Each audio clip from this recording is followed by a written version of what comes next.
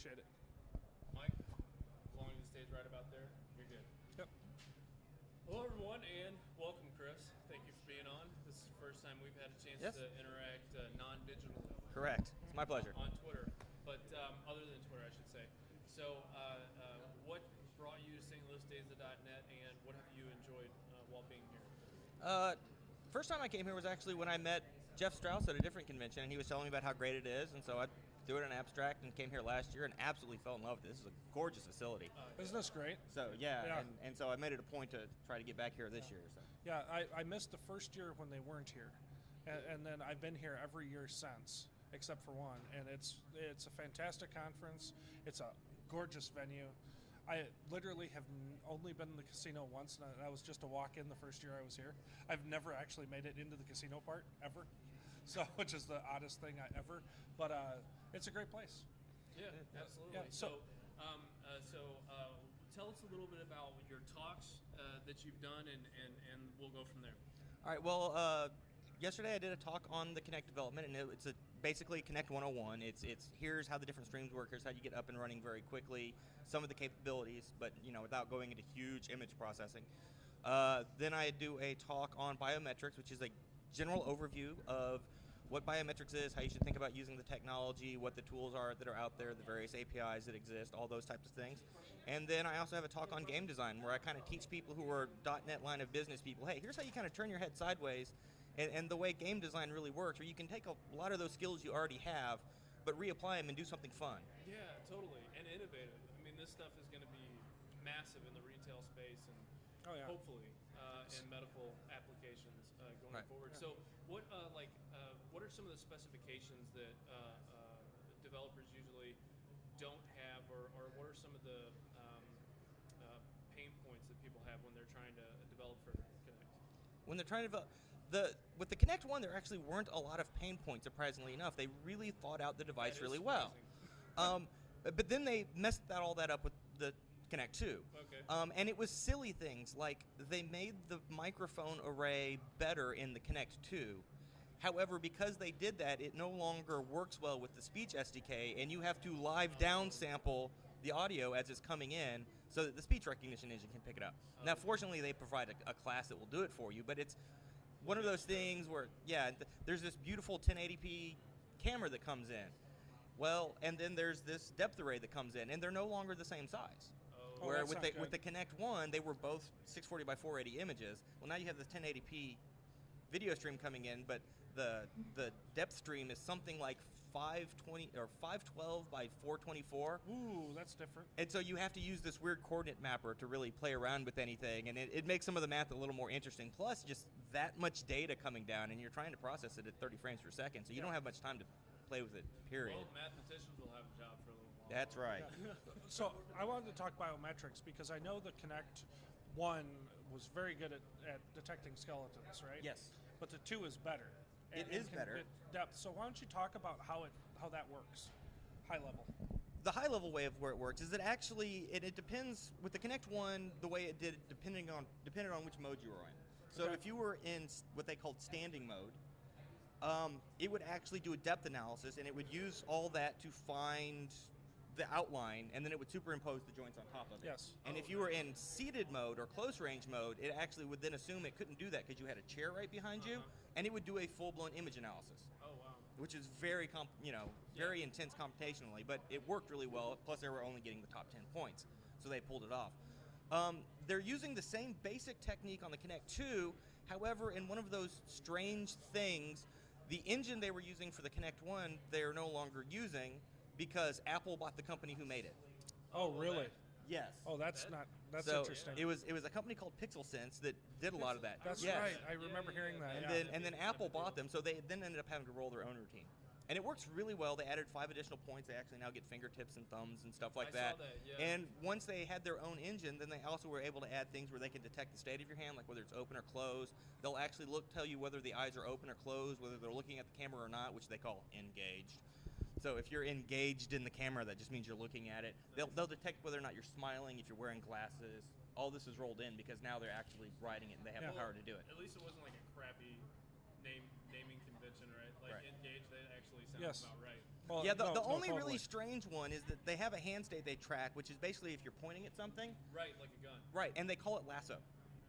Yeah, that's not right. Yeah, and when they first did the beta SDK and we were on the private forums, we were all like, "What's this lasso mode?" And one of the engineers finally had to explain on the forum, "Yeah, that's a pointer." We're like, "Why did you call it that?" They're like, "I don't know. It's just there," and it stayed there. It was late one night. And we were running out of, we just wanted to get out of here. Yeah.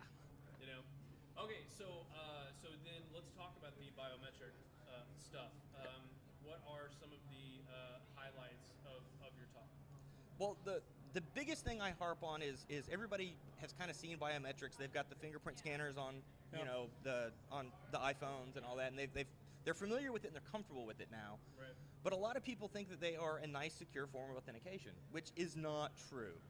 Right. There's an entire slide where I harp on the fact that security is not convenient. So if you're doing something with a biometric that's convenient, it's not secure. Right. By the way, especially face recognition. Yes, which you can easily fool with a picture. Yes. Not only a picture, but if you look like somebody, not like brothers or sisters or whatever, but just the same facial features, it'll trip for both. It will. Yeah. I hear on the Xbox when son, father, or mother, son, or whatever, it'll say, "Hey, so and so." Yes. And they're like, "No." But, I once had my wife at my dad's house recognized as my dad to the Kinect. Right, but that's not good. But specifically about the recognition, right? You don't want your kid to have access using a facial recognition system for like purchases, and especially not to your computer. That's bad. Yeah, right, that's very bad. Yeah. Well, and Dad, what is this charge? Going back to the Touch ID in the iPhone, they now have that tied into Apple Pay. Well, you can get videos online where hackers show you how they get past that in like a minute flat. I mean, yes. It is. Well, exactly. So are those legit? Oh yeah. Okay. Okay, so like, because I watch some of that stuff and I'm like, I don't know, like, are they just trying to not get me to buy this stuff? Or? Now the one that actually worked fairly decently, the first fingerprint reader on a phone was the HTC One. I believe it was the one. I had it long ago, and it was on the back of the phone. Yeah. So you'd swipe it, and it would unlock your phone. Unfortunately, I programmed one finger, and 3 of my fingers worked to unlock it. So if that tells you how good it was, but nobody else in my household could get it to unlock, which was the oddest thing. So I mean, there are certain ways, but it's still scary when you start using biometrics. But I wanted to roll that into another question, actually, because supposedly the Xbox 2 is good enough with the recognition to actually recognize skeletons of people standing and know who they are or getting close. Is that true? I've heard rumors. It does get close, and they will not release the algorithm they're using. I'm sure they will eventually, because they're eventually open sourcing everything. I would love to see it, because I know most of the facial recognition algorithms that are out there, like the eigenfaces, and there's a couple other and how they all work. But you can tell by the way it's doing the recognition and the different states they can capture you in, they're not using any of those. Yep. Really? But they won't tell you what they're using. So what do you instruct people to do as far as security goes then at this point? Do you suggest? The line I give is think of a biometric scan as a username and not a password. Okay. Yep. Good point. And then we tell them if you're in a really secure environment, start thinking like 3-factor authentication. So it's something you are, something you know, and something you have. Prox card, biometric scan, PIN. Yep. So you have a Microsoft account, obviously. Yep. So how do you set up the safeguards? What's your processes for that? 2-factor authentication. 2-factor authentication. Yeah. Okay. Yeah. And what about the? I know this isn't in the Microsoft space, but I want to bring it up. Is having a wearable, because Google has the Wear when it's close in proximity to be able to unlock and that sort of thing. Do you advise against those sorts of programmatic? I don't advise against it. We actually have a couple guys in the office that decided they were going to be that crazy early adapter, and they have the RFID chips in their hand. Oh. They actually did it, and Wow. I have one guy that actually will NFC into his phone when he grabs the phone, and it's sitting right there. It actually unlocks his phone. Sure. But tricky. if you're doing that, you also have to play around with see what data it's transmitting and how easily can I fake it. Yes. Because if it's sending a programmable, if you program the chip to say send this authentication method, then all I have to do is somehow scan your hand, which is not that hard. Right. Is somehow scan your hand, pull off that tag, and then I can retransmit it without being it. If it's looking for the unique ID on the chip, it becomes a little more difficult, but you can still do it. Right. Well, So you can spoof I don't. that easy. Right. Yeah. So I tell people that don't be afraid of the technology. Just learn what it's actually doing, so that you know how people can get around it if necessary, so that you can safeguard yourself against that. Exactly. Good point. Good point. That is a good point. So your other talk that you're doing, tell us a little bit about that. Introduction to game design. So when I started speaking years and years and years ago, I actually did a lot of XNA Xbox development type talks, and as we all know, XNA went away, and just as people have been doing Unity and Construct 2 and all these other things, it's like, yeah, but nobody's doing that hardcore, let's learn what's going on behind the scenes. So I kind of took all that. That's not fun, though. That's not cool. Yes, it is. It makes me tired. No.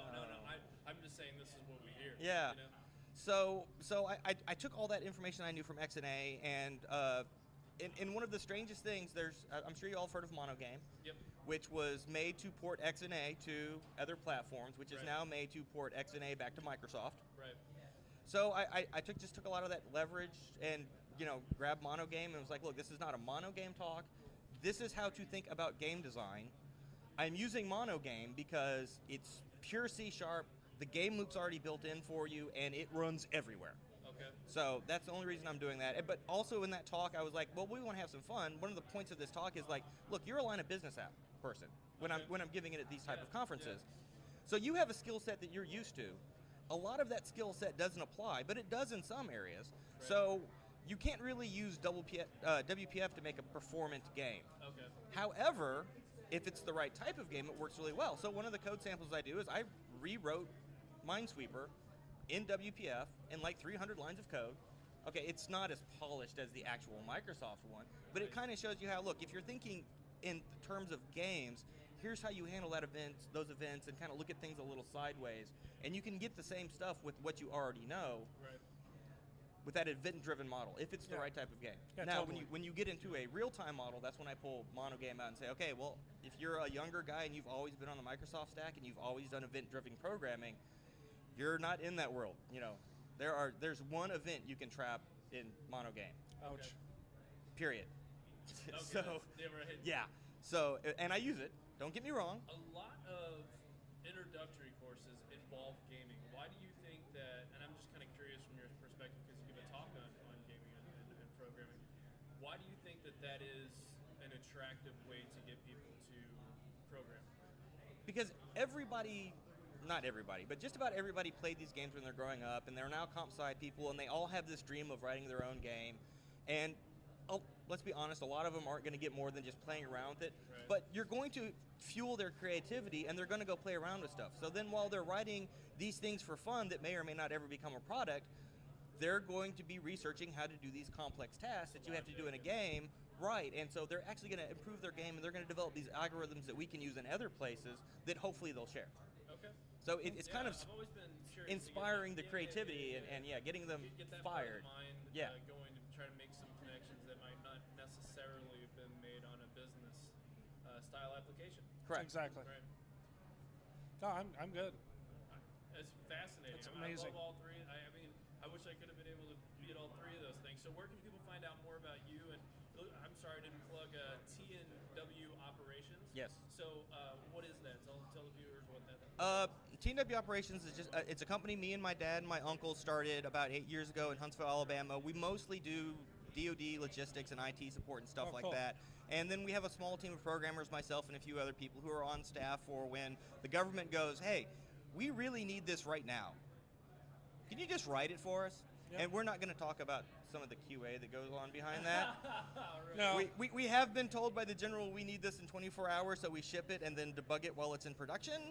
We're not proud of that, but it everyone happens. does that. Don't worry. Right, yeah. That's normal. But so that's what we do during the day, and it's just through all these government things. That's where I've actually had the time to like play around with these biometrics devices because they're like, hey, let's do this, and that is cool, man. So it's guys like you who are doing that sort of stuff. Yeah, no, seriously, that's what drives this industry is community, diggers and thinkers, and that's what I love about this community. Yeah, not like really is. Chinese-based company. Well, yeah, no. We want to keep it local, and the Chinese can keep it local, and let's see who comes up with the funnest toys in the end. That's right. Yeah. Let's do this. So, where can people find more about you and everything on social media and website-wise? Oh, the biggest place you can find me is on Twitter. My Twitter handle is FreestyleCoder, all one word. Just because my name is Chris Gardner, and if you do a Google search for Chris Gardner, you're going to find that Will Smith movie for the first 500 results, because he played a character called Chris Gardner in The Pursuit of Happiness, and I can't out SEO Will Smith. No, not gonna happen. Just not gonna happen. So you're not even gonna be able to try. No. I called it a success when I was on page 5. It's like, Yeah, yes, you're like, yes. You know? Yeah. After this, you might be on page 4. There you go. We'll see. Yeah, You never we'll know. see. We can try to- But that is the easiest place to find me, and then also I have a blog, which is at blog.freestylecoding.com, and generally the way I do it, which is hopefully the way more community people, is somebody sends me a question or I stumble across something, and I don't email you a response, I email you a link to the blog post. Nice. And then Perfect. everybody gets to benefit from it. Perfect. Good answer. Yeah, exactly. Yeah, and that's why I like Twitter so much, is because somebody may have that same question or whatever, and if you have that back and forth and it's public, then they don't, need to waste anybody else. You know what I'm saying? Right. Like, they don't need to be a part of the problem. Exactly. And I like that a lot. So thank you so much, Chris, for coming on. You're welcome. My Thank pleasure. you, Chris. It was a pleasure. And we'll look Definitely. forward to seeing you again. All right. Okay. Thanks.